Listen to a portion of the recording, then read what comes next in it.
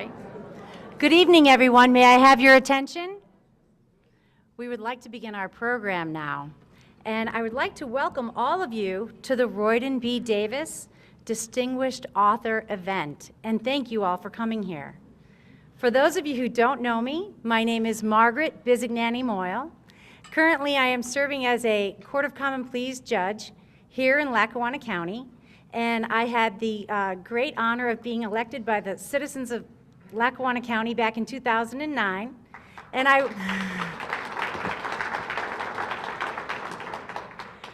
was sworn in on January 4th of 2010. It's really an honor to be here this evening, and I am delighted to see so many lovely people here, and especially fans of our author and award recipient this evening. I'm sure that our award recipient this evening will tell you that he was a lawyer prior to becoming an author. I guess he still is a lawyer. He still maintains his license. And prior to becoming a judge, I had the pleasure of serving as an assistant district attorney for more than 22 years. And I think that most lawyers believe that they have a book in them. And that's why I'm particularly envious of our award recipient tonight, because he has been successful in putting pen to paper and getting published. And as we are all here tonight, we know that he has been very, very successful. And you'll have an opportunity to hear in a few minutes about his wonderful work, not only from Gretchen Welby, but also from the author himself. But my responsibilities here tonight, if you've looked in your program, you can see that my title is Toastmaster. So I thought that's an interesting title. And anticipating this evening's event, I became a little nervous, just like any time I have to get up and speak before a large crowd. And it reminds me of a funny story that my father likes to tell. About 45 years ago, when he was a young man of about 26, he was invited by his cousin to serve as a groomsman in his wedding. And at that time, my father was married, he was a family man, and his cousin was only about 19 years old. So my father was older and wiser than his younger cousin, the best man, and the other groomsmen, who were also only about 19 years old. So my father took them all under his wing and to tell them, this is how it's going to go, and showing them the ropes. He took the best man under his wing especially and explained to him that after the wedding, at the reception, when everybody's seated at the head table, the priest is going to give the opening prayer, and then it will be your responsibility to give the toast. He explained that you raise your glass and think of something nice to say about the bride and the groom. Everything was going very smoothly. The wedding went off without a hitch. At the reception, there were about 200 people seated and waiting for their dinner. And my father, the bride and the groom, the best man, everybody was at the head table. And an announcement was made that the priest was running late. The speaker said, "And now the best man will give the invocation." My father immediately knew that the best man would not realize that the invocation was not the toast. He looked over to see the best man raising his glass. He quickly grabbed his ear and cupped his hand over the best man's glass, and he said, "The priest isn't coming. You have to say the opening prayer." The panic-stricken best man said, "What do I say?" My father said, "You were an altar boy, just wing it." And the best man looked out at all those people and he said, "Bless me, Father, for I have sinned." The audience was all ears. But it is really my great pleasure to be here tonight, and my responsibility is to introduce our next guest. And tonight's invocation will be given by the Reverend Dan Sweeney, who is in the Political Science Department here at the University of Scranton. Thank you.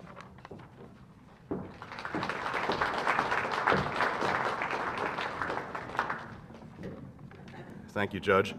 I don't know how to follow an act like that. My friends, let us take a moment to nod our heads in prayer. Dear Lord, as we gather here tonight to celebrate the written word and also the marvelous stories that emanate from those words, let us first remember for a moment our dear founder, Father Royden B. Davis of the Society of Jesus. Father Davis inspired all who knew him with his deep love of books and his devotions to libraries. Let us ask your blessings on all here present, and especially on our distinguished author, Steve Berry, and his wife, Elizabeth. who come tonight to share his gift of story with us. Let us give thanks for his inspiration and creativity. Through his stories, we learn much about the past and escape into many worlds of possibilities. Let us also be mindful of those who cannot read or who have limited access to books.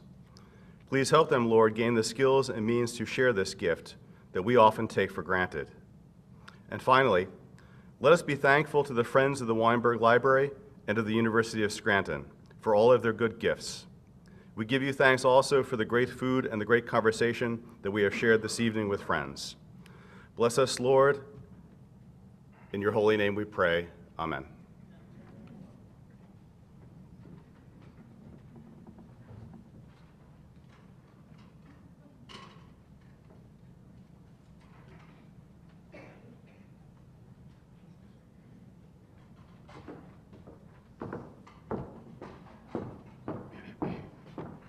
I would like to introduce now our next guest, who is going to give the opening remarks, Charles Katz, who is the Dean of Library and Information Fluency.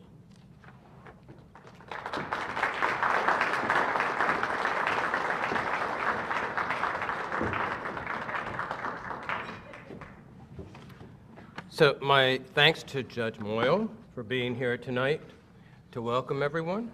And we are particularly honored to have you with us to help welcome the Berries tonight to Scranton. I want to extend a warm welcome to first our guest of honor, Steve Berry. Steve, stand up, please, so people could see you, and Elizabeth Berry.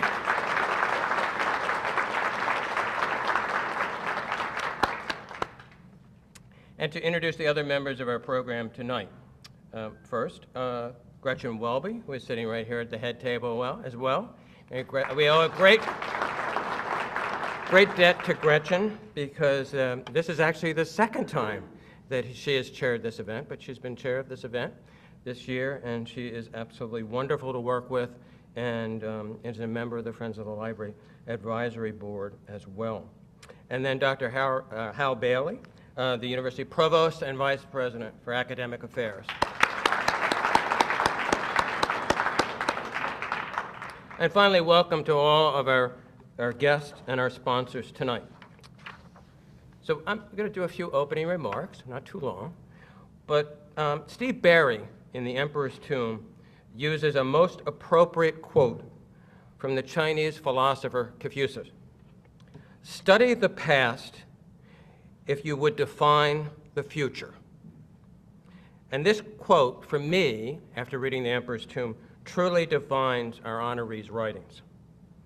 In his Cotton Malone series, he blends history, research, and suspense to bring his stories to the top of the thriller genre.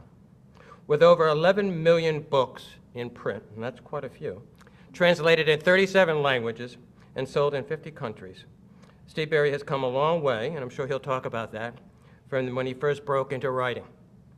With Cotton Malone, who is, if anybody hasn't read it, who is a former U.S.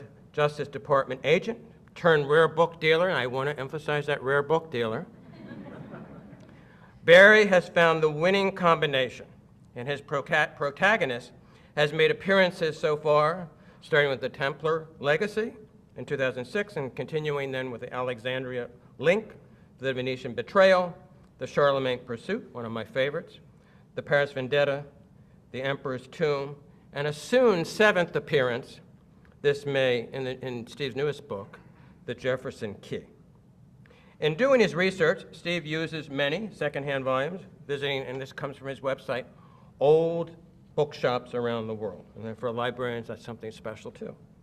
He uses about 200 to 300 sources for each novel. And when done, he actually trades them in. Sounds like what I do, for credit, and then goes for the next novel. Sometimes on the site research that he does, it's necessary to travel, all right? Consider these adventures for a minute, all right? And then some of you might want to go with him. He flew to Russia for the Amber Room and the Romanov Prophecy, and to Rome for the Third Secret, all right?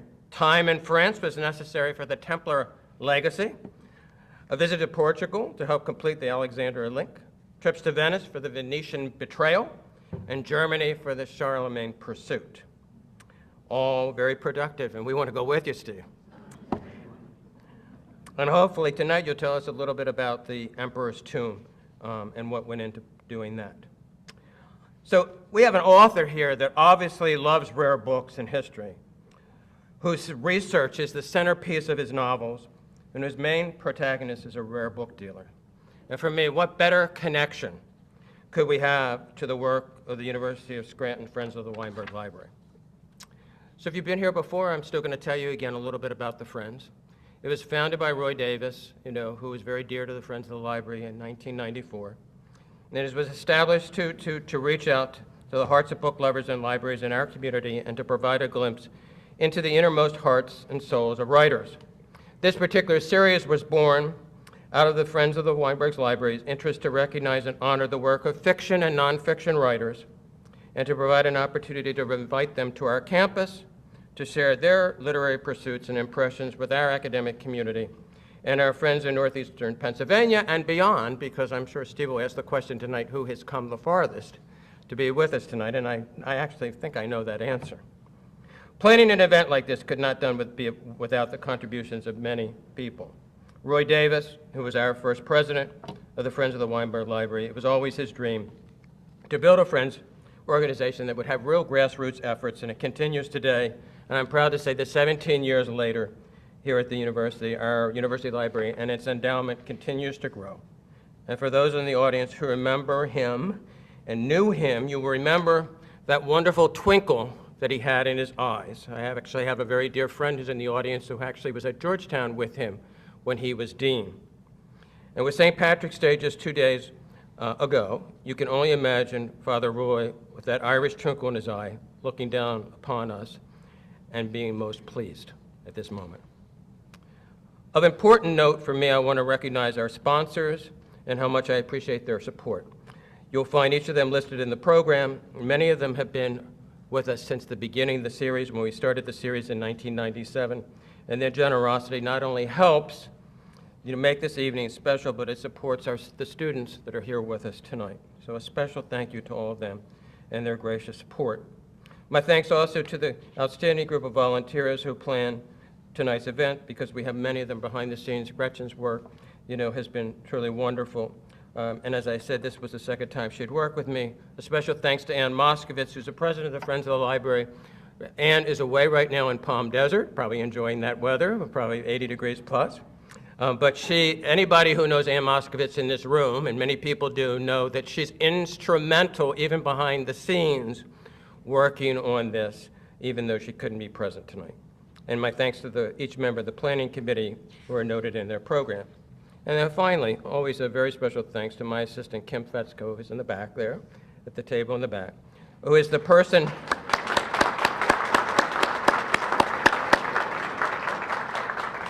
you just have, unless you know Kim, you have no idea how she is the person who keeps, everything glued together for these kinds of things.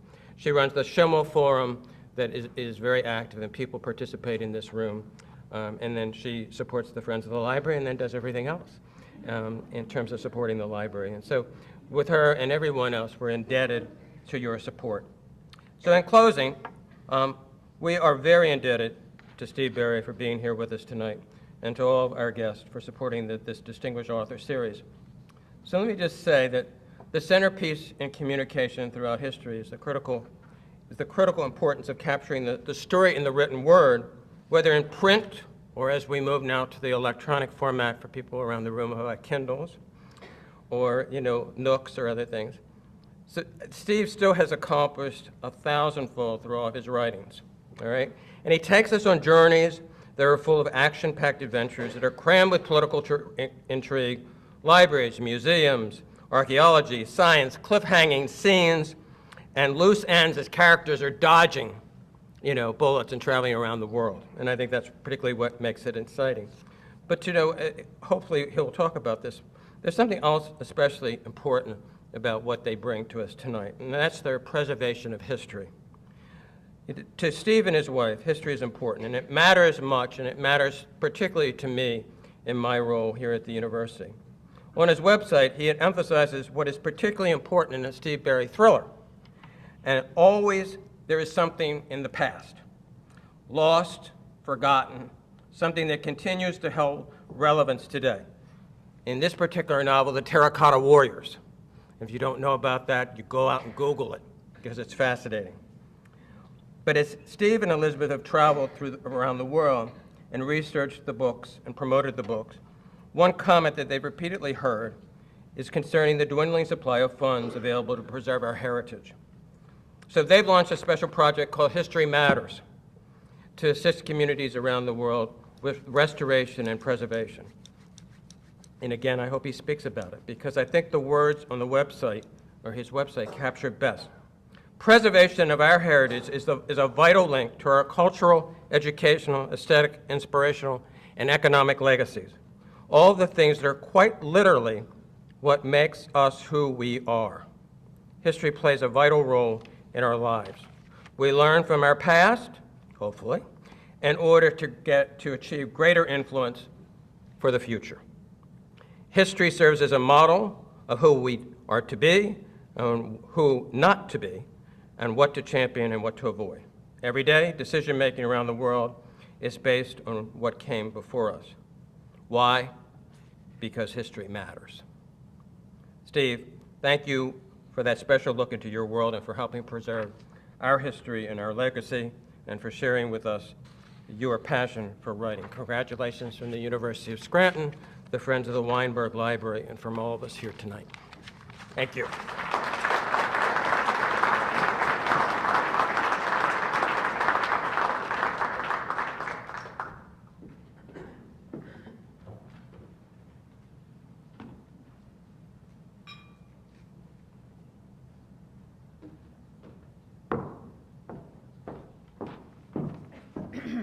And now I would like to introduce my friend and neighbor, Gretchen Welby, who will be introducing our author and award recipient this evening.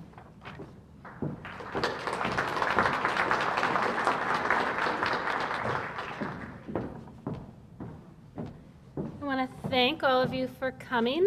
I want to thank Charles and Kim and the entire committee, because they really do most of the work. I really didn't do as much. My hardest job was walking up those steps. So they really do the majority of the work. And I really want to thank the Berries. I know it was a little bit of a tough trip getting here, and I really appreciate that you're here. So my job is to tell you a little bit about the award, tell you a little bit about our author, and then invite them up and we'll do the award presentation, and then Mr. Berry can talk to you a little bit. So each year, the University of Scranton Friends of the Harry and Jeanette Weinberg Memorial Library celebrate the written word and distinguished contributions to literature with this award, the Royden B. Davis Distinguished Author Award event. The first award was presented in 1997 to actor and poet Jack Palance. Other recipients include William Bernhardt, Philip Margolin, James Grappando, Lisa Scottolini, Linda Fairstein, Mary Gordon, Mary Higgins Clark, Carol Higgins Clark, and Malachi McCourt. An impressive list of authors. The Distinguished Author Award is named in the memory of Royden B. Davis, S.J., who passed away on April 2nd, 2002. Father Davis had a long and distinguished career at Georgetown University, where he served in various roles, including the post of the Dean of the College of Arts and Science, holding that post until 1989. In 1991, Father Davis returned to the University of Scranton, where he had been a professor in the 1950s. He served as rector of the Jesuit community here. While rector, he also served as a member of the Board of Trustees of the University of Scranton and also at the Scranton Preparatory School.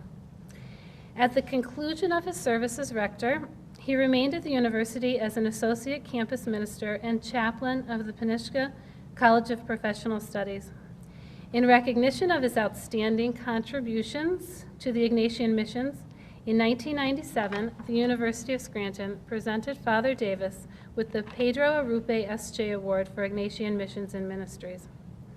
A founding member and the first president of the Friends of the Weinberg Memorial Library, Father Davis was an active member of the Friends Board from 1994 until his death. Father Davis will be remembered for his gentle smile, warm personality, passion for learning, and devout belief. Tonight we celebrate one of Father Davis's greatest loves, the love of reading and the importance of storytelling and the written word. We are delighted to have best-selling and internationally known author Steve Berry with us here tonight.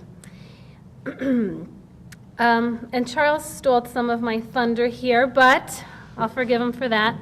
Steve Berry is the New York Times best-selling author of The Empress Tomb, The Balkan Escape, The Paris Vendetta, The Charlemagne Pursuit, The Venetian Betrayal, The Alexandria Link, The Templar Legacy, The Third Secret, The Romanov Prophecy, The Amber Room, and the soon-to-be released The Jefferson Key, available May 17th. Little plug, all right? And again, as Charles said, he has 11 million books in print, which 11 million books, that's a lot of books. So impressed. Which have been translated into 37 languages in 50 different countries. His dedication to achieving the goal of bringing his characters and stories to life is an inspiration to the global audiences to whom he has taught the concepts of writing, and to us as we enjoy delving into the meaning and mystery of the past. And one of my very favorite parts, the budding and often dangerous romance between Cotton Malone and Cassiopeia Witt. In his most recent book, The Emperor's Tomb, we are taken to the time of Qin Shi, the infamous emperor who unified China. His tomb, guarded by an army of terracotta warriors, holds an artifact that could affect the global balance of power. The plot plays out in a fight between Confucian and legalistic philosophies for the future of China. With his wife Elizabeth, who is here with us tonight, the Berrys have founded History Matters, a foundation dedicated to assisting communities around the world with restoration and preservation. This is a little fun fact that you may not know.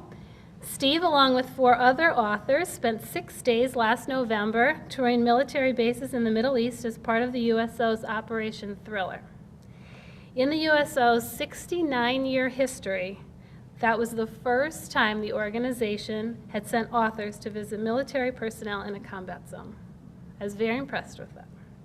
Steve, in recognition of your remarkable literary achievements and your dedication to preserving and making history matter, the University of Scranton's Friends of the Weinberg Memorial Library honors you with its 2011 Royden B. Davis Distinguished Award and citation. If Steve and Charles and Hal could meet me up on stage, we'll do our award presentation.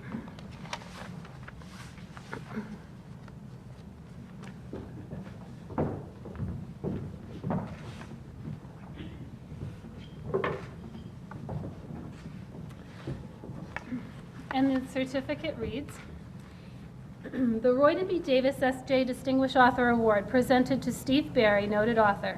I have found my music in a common word.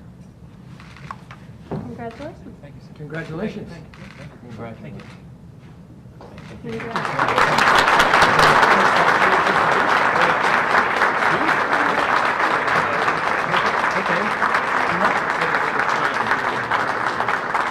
me take these up. Go ahead. Couple more.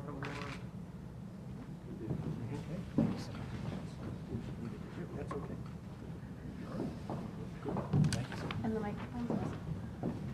I'll use this one.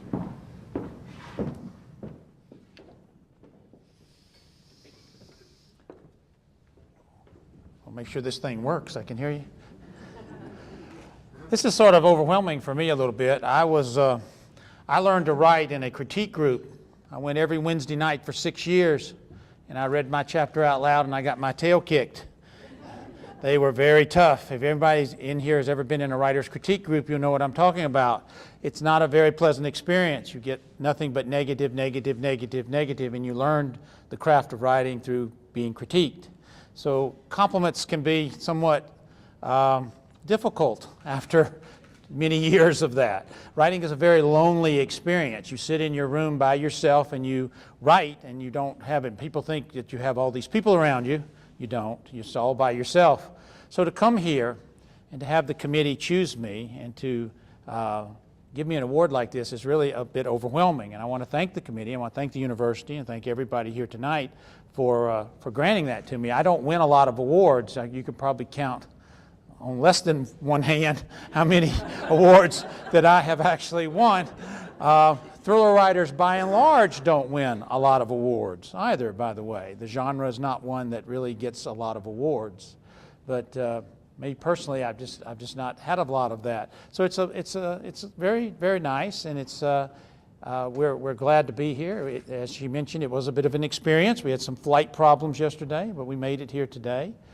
And I thought I'd tell you a little bit about how I got from St. Augustine, Florida, to here. And it wasn't on that crazy U.S. Airways plane that didn't make it on time to do it. It's a little more complicated journey. And then I'll take some questions when I'm done. I didn't write my first word till I was 35 years old. I had a little voice in my head, a little voice that was telling me to write. Every writer on the planet has a little voice in their head. I've met thousands of writers, and they all have the same thing. Jim Patterson will tell you, I have a little voice in my head. Clive Cussler will tell you, I have a voice in my head. All of them will tell you that. And it doesn't tell you to write a bestseller and be a movie and be in 50 countries and do all that. It doesn't say that. It simply says to write. If you sit down and write, it's happy and it shuts up. If you don't write, it nags at you. And for me, it nagged at me for 10 years. I really didn't know what it was. I just know that it was nagging at me. And I'm sure some of you out there may have a little voice in your head nagging at you too. So that's why I want to let you know that you're not crazy. It's actually real. And it's telling you something. So finally, in the summer of 1990, I sat down, I wrote a book. I said, I'm going to do it. And I started writing, and the little voice went quiet. And I went, wow, this is great. It's silent. I know how to hush it up now.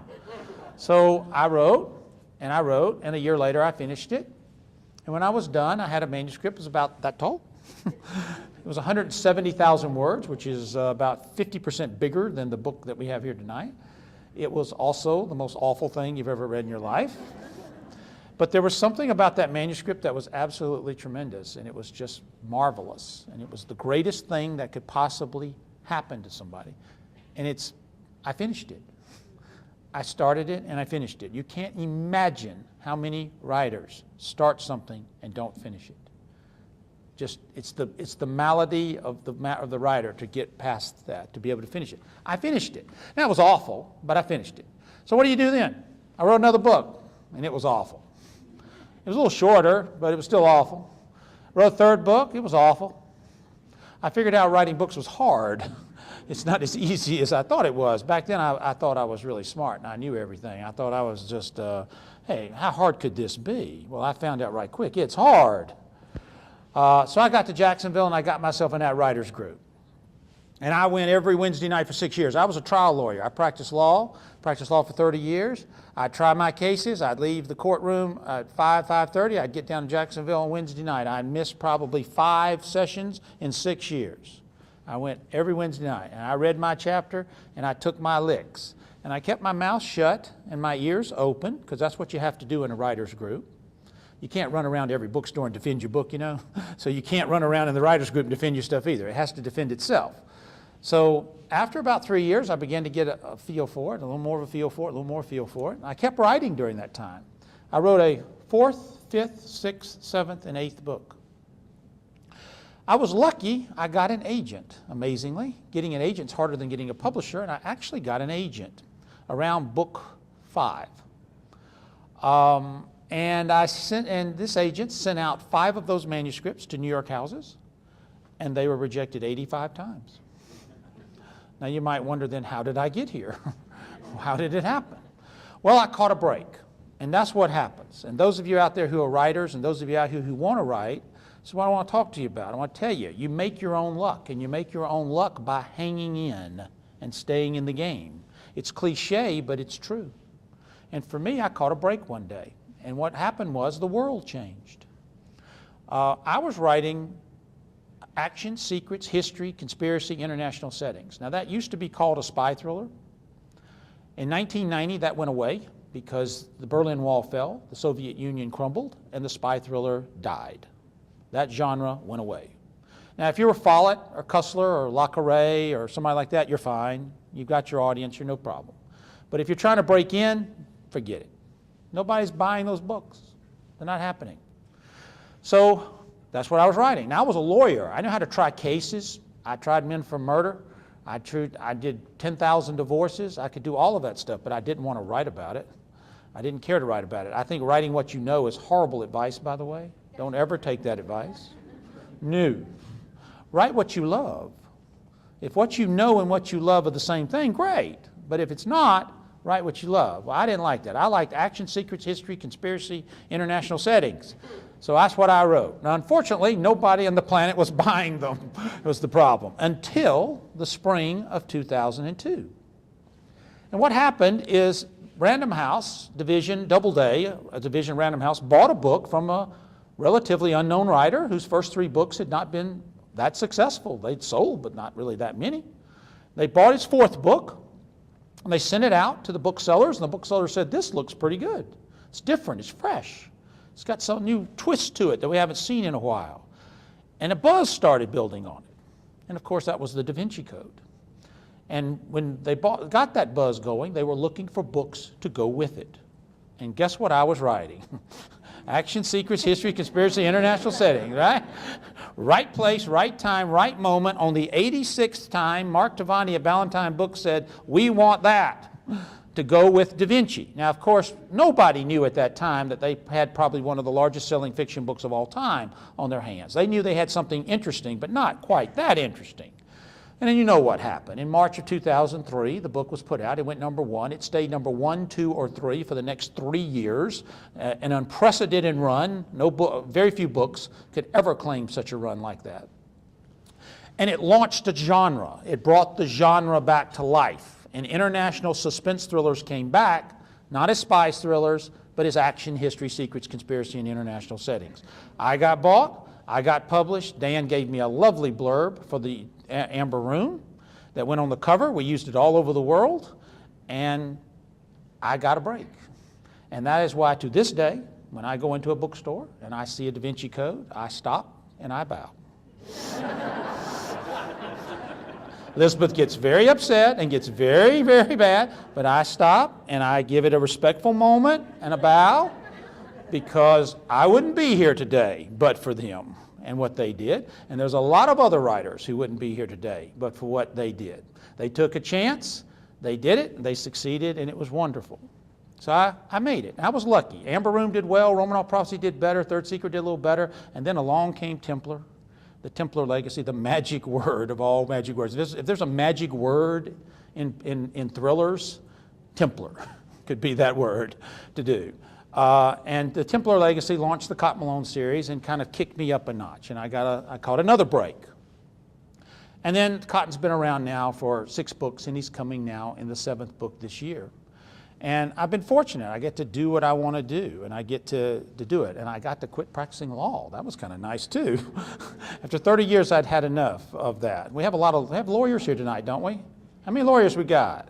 Come on, you can show yourselves. Just one? One lawyer? Usually it's a bunch. You know what the life of a lawyer is? This is true. Nobody comes to see you unless they have a problem. Okay? Now, it could be a good problem, like they want to adopt a child or they want to buy a house or something like that. It's a good problem, but they have a problem. They ask you how to solve it. You tell them how to solve it. They don't do a thing you tell them to do. And they come back and blame you for everything that goes wrong. And that's basically the life of a lawyer to do. And I did that for about 30 years, and so I eventually got to write full-time, which is very fortunate. And I was listening as Charles was talking about the traveling all around. It sounded pretty good when he was talking about it. Sounded like a lot of fun, actually. Research trips are not quite that fun, as you would think. They can be extremely stressful, because when we go to these places, I don't know what I'm looking for. I don't know till I get there, and I've got to look and I've got to find it. Otherwise, I've wasted a lot of time and a lot of money and a lot of energy. So they can put a lot of stress on until you find what you're looking for. Then they can become a lot of fun. But I'm lucky that I get to keep doing this. Cotton Malone is in this book, The Empress Tomb, and he heads off to China, and he deals with something very interesting, the lost tomb, not really the lost tomb, the sealed tomb of China's first emperor. That tomb has sat there for 2,500 years sealed. No one has been allowed inside it. No government will allow them in. No emperor allowed anyone in. It is the greatest archaeological site in all of China, yet it is sealed tight. Why? That fascinated me. Why won't they let anyone in there? Next thing I never knew before either. I didn't know the Chinese drilled for oil 2,500 years ago. Can you imagine You know how they did it? They had a seesaw and a big metal bit. They picked it up and they dropped it down. They picked it up, they dropped it down. And they just kept going until they got 800 feet down. Imagine how long that would take to get down to do it, but they did it. They were looking for salt brine, is what they were looking for, but they found this sludgy material that they called like animal fat. And they figured out that it burns, and it's crude oil. And they learned how to use crude oil. And then, you know, the interesting thing is a theory that the Russians adhere to. The Russians firmly believe that all oil on this planet does not come from dead organic material. That's biotic oil, fossil fuels. They believe oil comes from other sources, perhaps even a source inside the earth in which it is naturally produced by natural geological forces, an abiotic source of oil. They firmly believe this theory, and they have found oil at depths that there's no way in the world fossil fuel could be there. No one can explain how that oil is doing down there. I put all three of those together, and I got the Empress Tomb. And that's what I like to do. I like to find that thing, as Charles said, from the past. That's something from the past that you may not know anything about, but you want to know some more about it. Cotton Malone's next adventure coming this May. Interesting. A clause in the United States Constitution that I guarantee you, I don't think anybody in this room knows it's in there, but it's there. It's been there since 1788. It's been sitting dormant for over 200 years. And it would shock you to know that is in our Constitution. But I learned about it in law school, and I kept it in the back of my mind. And so Cotton Malone is going to get to explore that coming up in May, that clause in the Constitution. So these are the kind of things I get to do. I get to take something like that, and I get to weave a story behind it. It's sort of a dream. It's great. I'm kind of living proof that it can be done. About 9 years ago, I couldn't give away a manuscript. I mean, I couldn't just say, please take it. You can have it. You know, to do, and I couldn't even do it. And now we are in 50 countries around the world, and actually now it actually went up one. It's 51 now. We got a new country the other day. It's always an exciting day, by the way, when we get a new country, because we haven't had one in a long time. We got Croatia the other day. Well, I think Croatia or Serbia. Serbia. It was Serbia. Yeah, to do, which is kind of neat. My favorite's Latvia. You know, up in the way up to north there, in Latvia, they have their own little publishing, their own little everything up there to do. So each time we get a new country, it's neat. So I'm sort of living proof that it can be done. And those of you out there that have that little voice in your head and who want to write, please don't ignore it. I wasted 10 years. Don't waste those 10 years. Sit down and write and do it. Unfortunately, there's no one in the world who can teach you how to write. There's no way. No one can teach you how to write. It's impossible. But there are people in this world who can help you teach you how to write. And that's what you have to find, those folks who can help teach you. I was lucky. I found some people who helped me teach me how to write, because it's very much an acquired discipline. It's very hard to do, but it is not impossible, and it can be done. And somewhere, sometime, someplace, there's no reason in the world they're going to put somebody's name on a cover of a book. It might as well be yours. Why not? So that's really what I had to say. Let's take some questions and see what's on your mind. You're a bashful group? No questions? Come on. What books do you read? What books do I read? I don't read as much as I used to. Oh, do I like? Go ahead. Who do I like? I'm a thriller junkie, so I like thrillers. Yeah, I read a lot of history, as you might imagine. 200 to 300 books per book, so I read a lot of that. I read about 25 books a year for blurbing, which means I blurb other writers, like Dan did for me. I do it for other folks. And then I read like Jim Rollins, David Morrell, Cussler, certainly Dan's books, Lee Child's books. I'm reading Michael Conley's book right now. Those kind. I read maybe 6 or 8 books a year. I don't get to read as much as I used to because of the demands of other reading I have to do. Yes. Yes, sir, in the very back. And I'll repeat the question. Oh, you can give she's going to give you a mic. Why do you enjoy Rollins?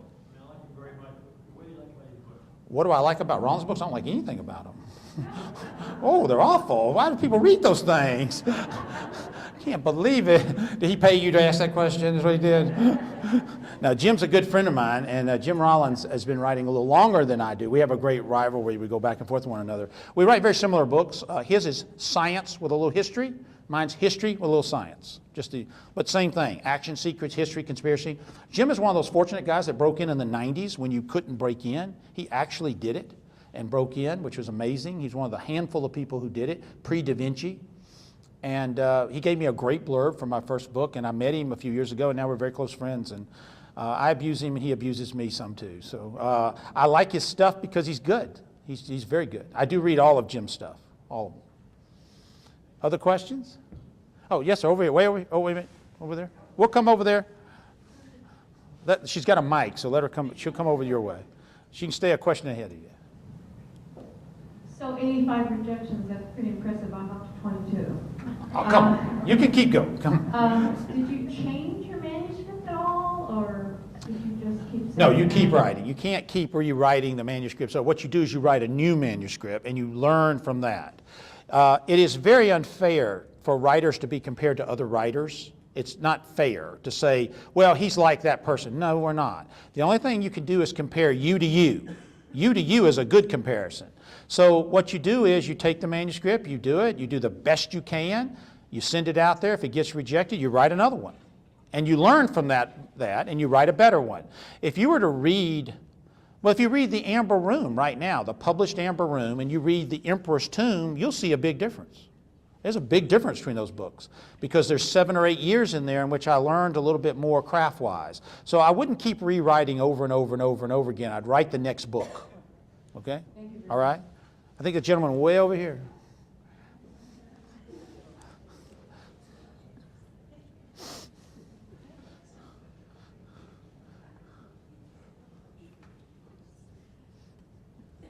Yes, sir. Yes, at what age did your love of history appear? Or early. I can remember as a high school. I mean, history was always interesting to me, but I was a horrible high school student. I was not very good in high school. I really didn't become a good student until college. But I read history all the time. I probably read it, since I was a teenager. I was a good Catholic boy. I went to Catholic school. I was an altar boy. I did all that stuff too. And then I was just terrible in high school. But in college, I started reading it more and more. I was just lucky that I got to write it, because I enjoy it. 95% of what's in my book is real. 5% I twist up because it's a novel. I'm designing to entertain you. It's really not a textbook. It's there. If you can learn something from it, great. But I want to entertain you, so I have to twist it up a little bit. That's why I put the writer's note in the back to tell you where I twisted it up. Please, please, please don't read the writer's note first. Lady sends me an email, cusses me out to no end that I ruined the whole book for her by writing that writer's note. Of course, I wrote her back and said, why did you read it first? It's designed to be read last. That's why we put it in the back. So you don't read it, because it will give away the whole book. It will. Other question? Steve, what are you funded, or what are you working with History Matters? Oh, History Matters. You talked about that. Let me tell you a little about History Matters. We came up with this idea because there's no money for historic preservation anymore. So we said, what can we do? And what can we do different? I mean, we don't have money to hand out. How do we come up with this? So we came up with a clever idea. And what we do is a community will call us and say, we have a project. For example, they called us in the Library of Virginia. The Library of Virginia said, we have a problem. We have no more funding for our rare book room. Our rare book room has some of the greatest old books in all of America. They're falling apart. We have no money to restore them. Fine. So we came up and we have a writer's seminar. We put it on. And I teach for 4 hours, Elizabeth teaches for an hour, and I basically condense down what I went through for 12 years in 4 hours to try to get you to think about some things. So when you leave there, you'll go and explore, and I'm trying to be that person that helps you teach you how to write and get forward. And we did it there. We had 100 people there. We raised $10,000 in an afternoon for their rare book room. There's no overhead in it because all I need is a room. So they had a room. I don't need anything fancy. Just give me a room and we're ready to go. And we raised $10,000, which saved 10 old books. They're about $1,000 each to restore. And it was great. We can't raise you $100,000 or $50,000, but we can raise you between $5,000 and $20,000 with really little or no investment on the event's part and little or no risk.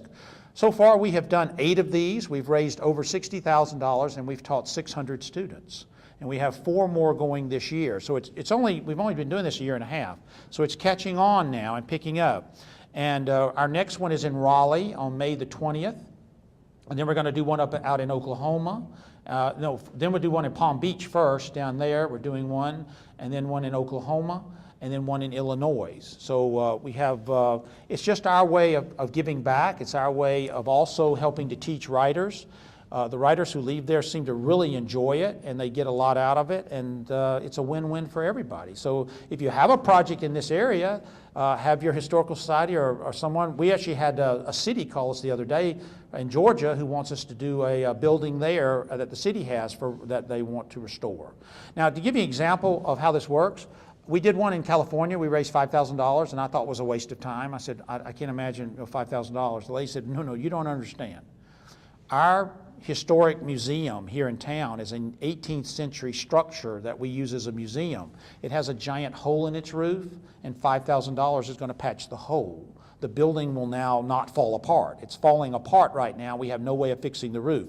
They fixed the roof. The building is now safe, and it'll keep it safe until such time as they can get to do it. So $5,000 can go a long way. One place, we had it raised a few $1,000s, but it fixed all the windows in a historic building that were leaking.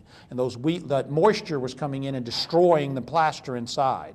They repaired all of that and saved that building for several more years. So a little bit of money can go a long, long way, and that's just our way of giving back. So if you have something in this area, we'd love to do it. We've never done one in the Northeast yet.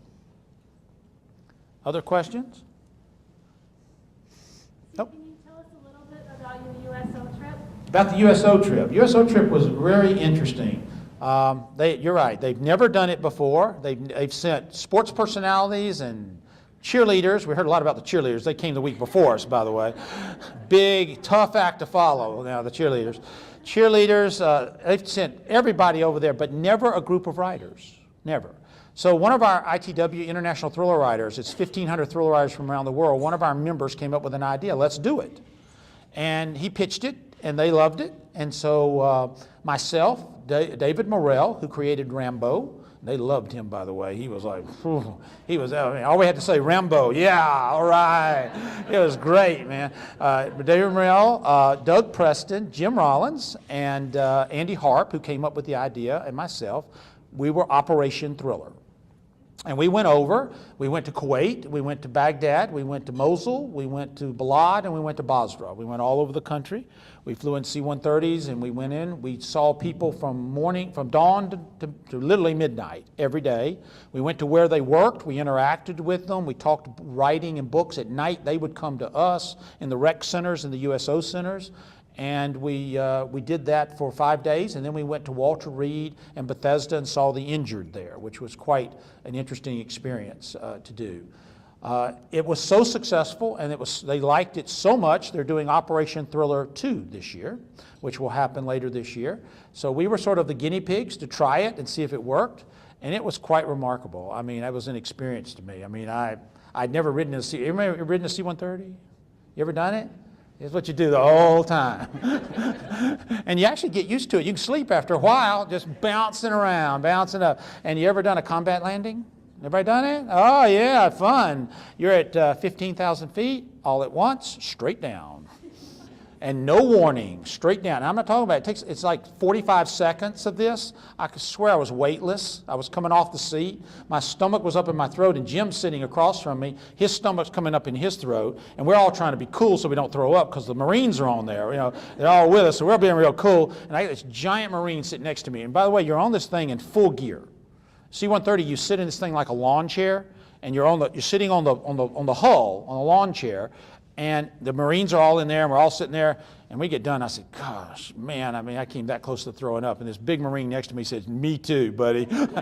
Said, we work on the ground. I ain't never been up here before. I mean, you know, they give you no warning, just straight down to do. And we got to do that joy twice. We actually got to do 2 combat landings, which was kind of interesting. But it was an experience. I'd do it again in a heartbeat. It was quite remarkable, and I was just thrilled to see reading is the #1 recreational activity over there.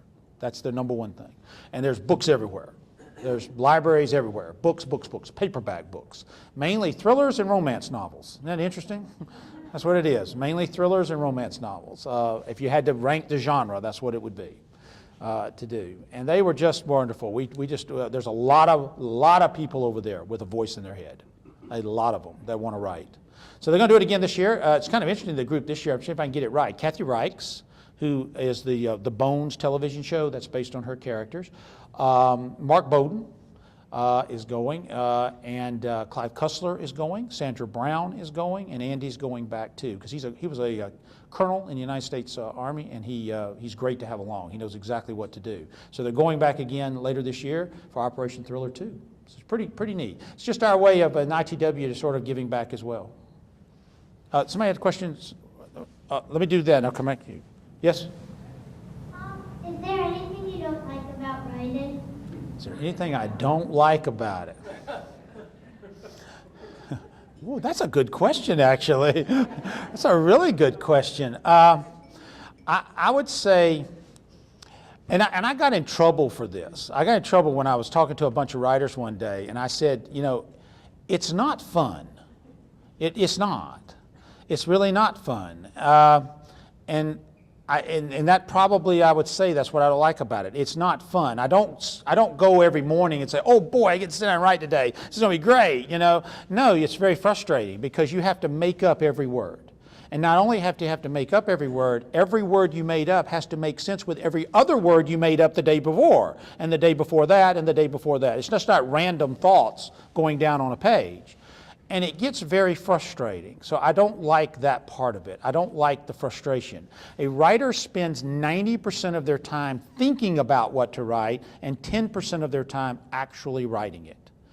Lee Child said once, a writer spends the majority of their time staring at the ceiling, and he's correct. That's exactly what you do. And what he means is you're thinking about what to write.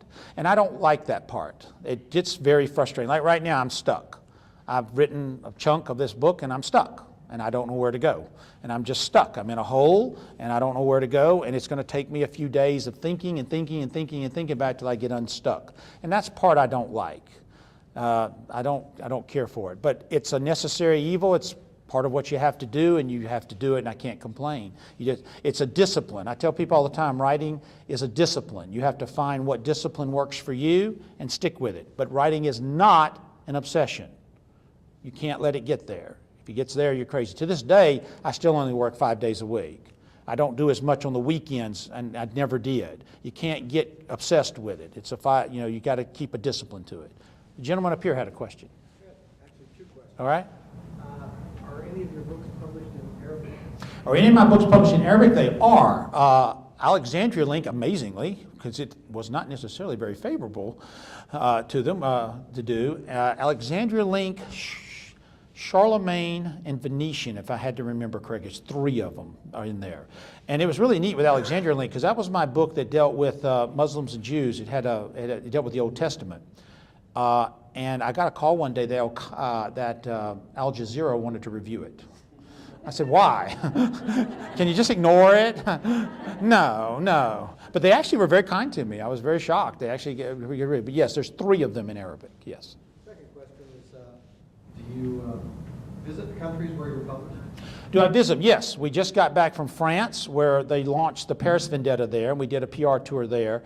We have done PR tours in France, Spain, Australia, New Zealand, Portugal, Italy, Poland, and we're going to London, and Holland, and Belgium. And, no, not really. Not really Germany. We signed some books there, but we didn't do it. Oh, yeah, England. We're going to England in 2 weeks for the launch of the Empress Tomb there. So we do go over and do some PR work for them over there. Try to build an audience overseas. That's the good thing about my books. They play to any audience, which is nice. The fancy word in the business, they call it high concept, because it'll play anywhere. And that's I'm lucky that my concepts play there. Follow-up question. Sure. Arabic publications. You plan on taking some of the older books and also publishing them? Well, I don't have any. He's asked me, do I plan to have some older books translated? I don't have any control over this. Random House owns my foreign rights. They sell them. And so if they want to buy them, yeah, they'll sell them in a heartbeat. Somebody wants to buy them. We have people doing that all the time, picking up the older books and doing it to do. So they own my foreign rights of those books. So it's really their call, not mine. Okay, the judge has a question? We'll let the judge ask a question. Have any of your novels been adapted into screenplays? Have they been adapted into screenplays?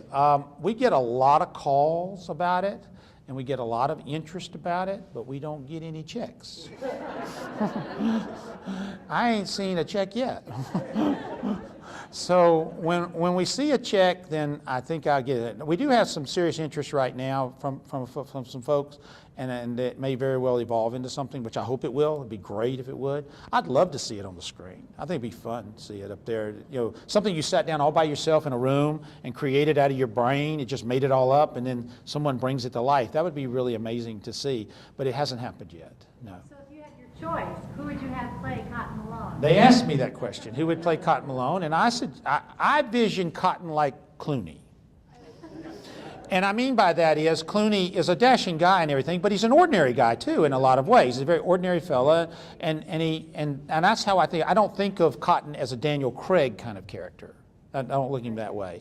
I look at him more in that way. And I think Clooney's production company actually looked at one of the novels and passed on it. But there's a lot of people that could play Cotton, really. I think what they're looking for right now is television, because there's more avenues in television than in films.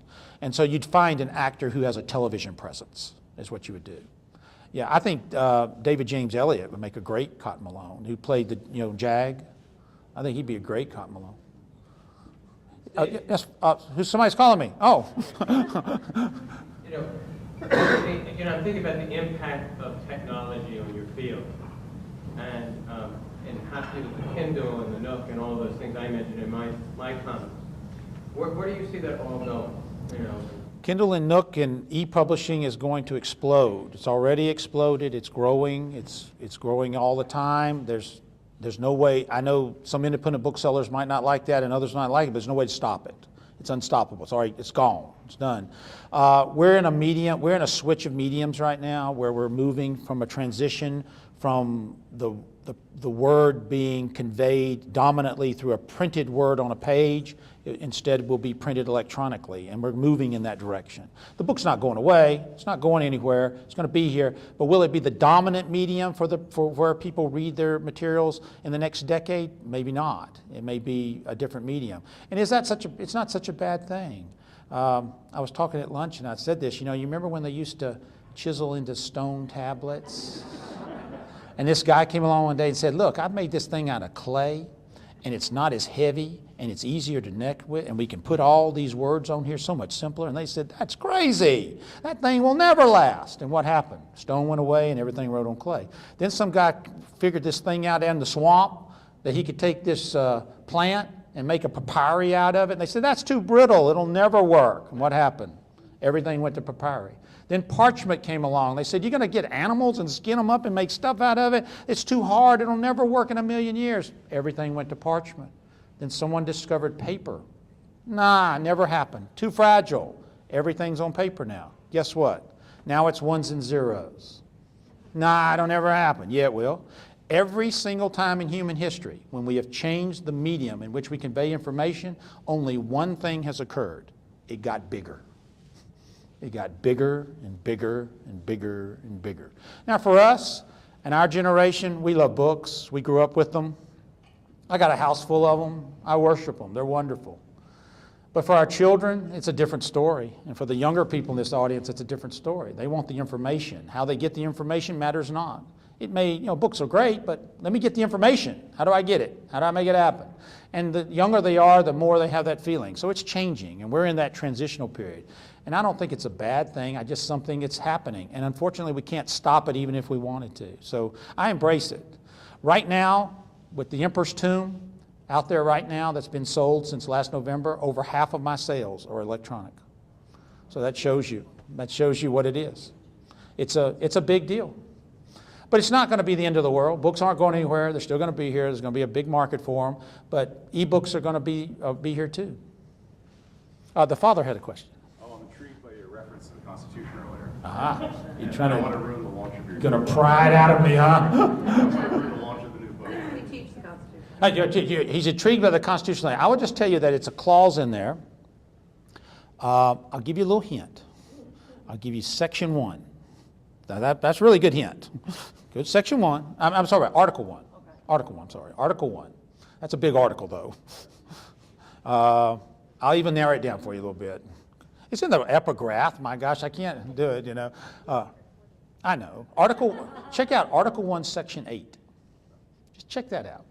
There's something really cool in there, and it's been there for a long time. And I mean it. Most Americans would go like, huh? You're kidding me. That's in there? Now, I guess you could talk about it, but they want me to wait till the book comes out. So May, it'll be out and be there. But it's an interesting clause. It's fascinating, and it has some bearing today. Actually has some relevance here today. There's another interesting thing too, by the way. There are 4 U.S. presidents that have been assassinated. In 1865, 1881, 1901, 1963. Now that's a long time between those acts. They're separated by time and all. But what if they were all killed for the same reason? And the reason is that clause in the Constitution. And that's the premise of the book. That's the premise to do it. So I take something real, the constitutional clause and the assassinations, and I weave a tale around it. So that's how I get you hooked to be ready May 17th. Or better yet, here's something even better. Go to Amazon or BarnesandNoble.com and order it now. Because I need the pre-sales. Yeah, all those pre-sales, by the way, count in the first week's sales numbers. So it's very important now to do that. Yeah. Oh, and chapter 1 is now... You put it on the website? I don't think... We didn't post it on the website yet. Yeah, in a few days, by the way, on steveberry.org, in about 2 or 3 days, chapter 1 will be posted. So you can actually read chapter 1 of the what it is. And David Baldacci, he read the book. We sent it to him for a blurb, and David read it, and he sends it back, and he gives me this blurb. He says, one of the most ingenious, I can't remember how he puts it, one of the most ingenious and suspenseful openings in all of thrillerdom. I mean, that's a great quote, that he did, to do. So that was very nice of him. So you can read that opening in a couple of days. Yes. Yes, sir. I'd be interested to know, sometimes you talk in the third person, we. Yes. It'd be interesting to how much your wife plays in your research and everything that goes about the book writing. That's good. I have to say this. And this is something that I learned very early on, and I take it very seriously. And those of you who want to write and want to be in a published world should take it too. I never, ever use the word I. I've never used that word. I've never used that word. I don't say I do this or I do, unless I screw up. It's like my mistake. Yeah, I take the blame there. But I'm just saying I use we. We is a team. The team starts with Elizabeth because she's the most direct person there, and we're there every day to do it. But there's a bigger team. There's my editor. There's my publicist, there's my marketing people, there's the salespeople at Random House, there's my publisher. You can just rattle down the list. There's a whole team of people, because I don't do this by myself. Yes, I write the book, but then they have to do their thing. And when it's all done, it's we. So I always use third person plural we, and always speak of it. I never speak of I in any way. I always say we. And of course, Elizabeth being the primary person, yes, she plays a part. She goes with me everywhere. She travels with me everywhere. She says I get pouty if she's not there, and I do get a little pouty when she's not there. But she's very good, and she's very patient, and she sits in the places, and she does the research. She just trudged up a mountain in Jamaica, which sounds like fun, but it wasn't. It's like walking on greased rocks up a 30-degree incline. And she did all of that, and we took it all up there, and she does all that. Now, of course, the muse has to be paid occasionally. And the muse likes purses and shoes. We were in Paris, and they worked us to death, and they said, we don't have anything for you to do this morning. I said, please, please, please, find me something to do. I'll do anything. What do you want me to do? No, you're off this morning. And of course, the muse had to be paid. So occasionally she gets it, but she's great. Yeah, she's right there every day and do it. And then the Random House team is there too. I've been very fortunate. I've had the same team for every book. I've had no turnover. Same team. It's incredible. That's almost unheard of in publishing. All of my people at Random House have been promoted. So they've all stayed in their jobs and moved up, which is great.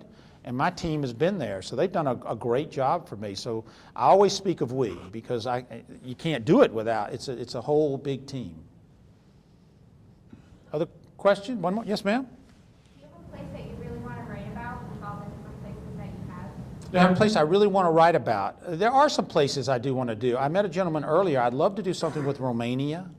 I really want to do something. I want to go there and check it out, but I want to do something there with that. I'd love to do something with that. So Romania ranks up there with me. That's something I'd like to do. Eastern Europe is an area that's not been explored very much, and there's some really cool stuff there.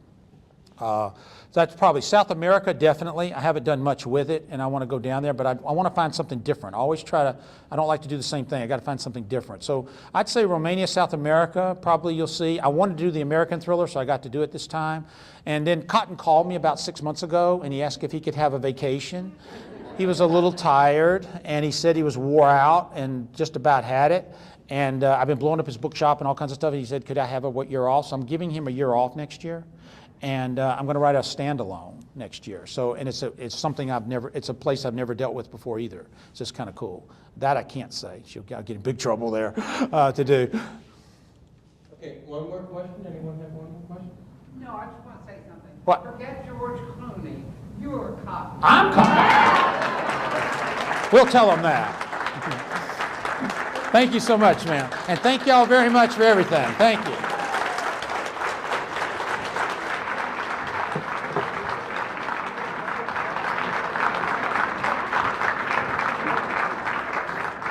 Thank you, Steve Berry, for a great talk, and congratulations on the award. I'll come back to you in just a second. I'm Hal Bailey, for those of you who don't know me. Those of you who have been here before know that my job now is to wrap everything up, pull all the threads of the evening together into a brilliant little nugget that allows you to go home knowing that you heard something fantastic tonight. Those of you who have been here before know I tend to fail at that. So what I'll do simply is, again, what I do every year, take a shot at it. I'd like to begin by thanking you all for coming. I get the privilege of standing up here on this stage a fair amount, mostly for 18 to 22-year-olds. And it is wonderful to have the friends of the Weinberg Library here. It is wonderful to know that the university is able to engage the community year after year in this way. So I think it's a great night for the university. I hope it's a great night for you, and I want to thank you all for being here. I would also like to thank Dean Charles Kratz for having worked with Father Davis to identify this vision and to make sure it got carried through over the last several years.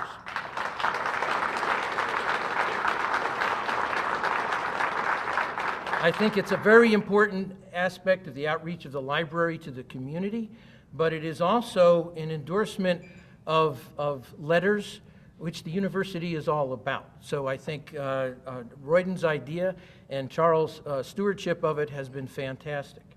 I'll echo the thanks that have already been given tonight to Gretchen Welby for orchestrating this, to Kim Fesco for actually doing all of Charles' work for him.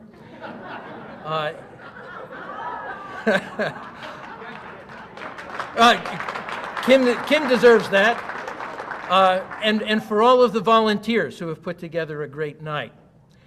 I'd also like to thank ARA. They do a fantastic job of putting on a fancy dinner. Once again, they did. We also really hit a home run on this one because, as it turns out, stir fry and Chinese food is Steve Berry's favorite food.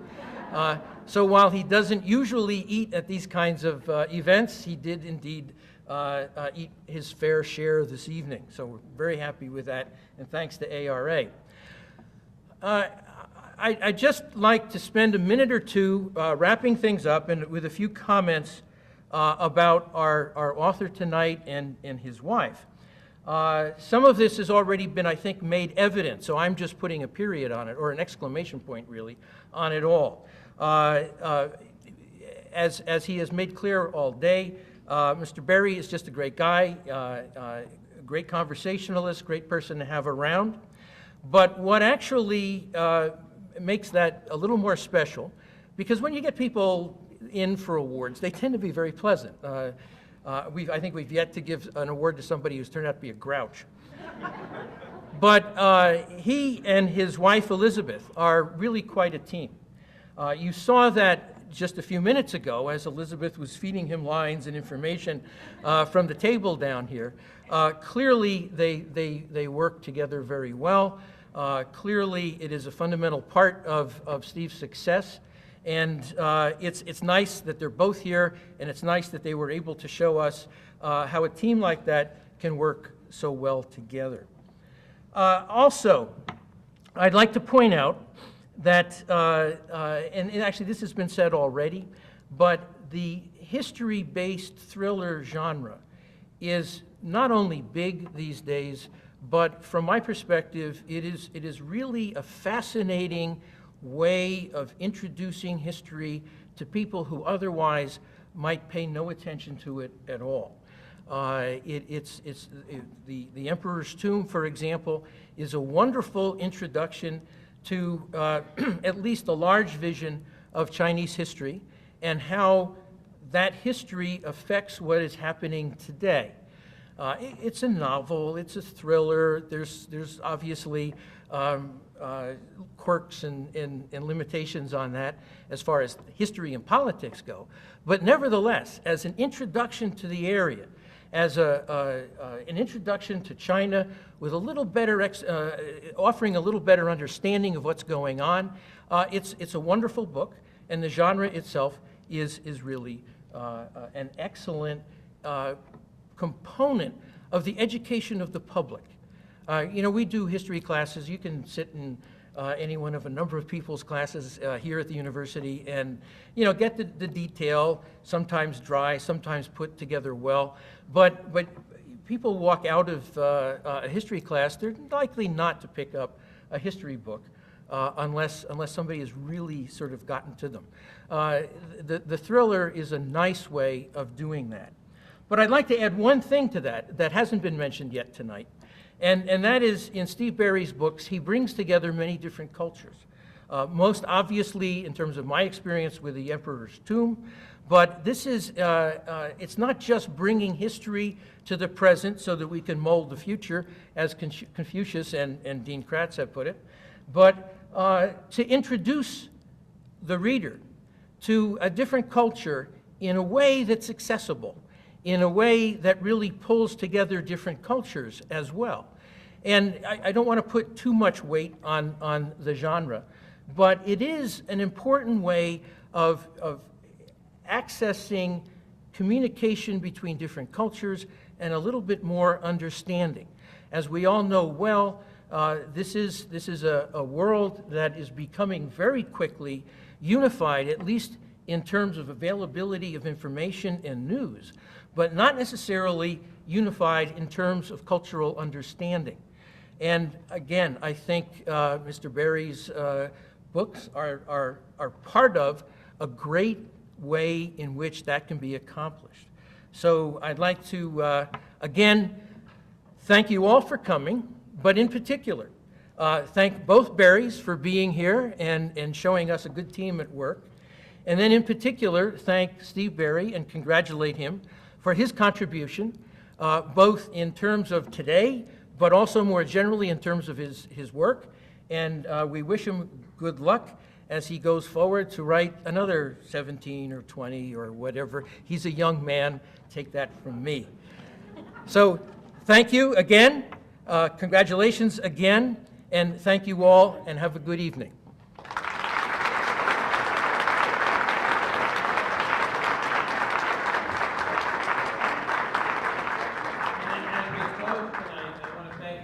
Again, everyone for coming. Steve is promised to sign more books, so there are still books outside for sale. If you would like to have an autographed book, Steve will be here and out there. You know, we'll move out there, and so please, you know, and have a chance to visit with us. Thank you all. Good night.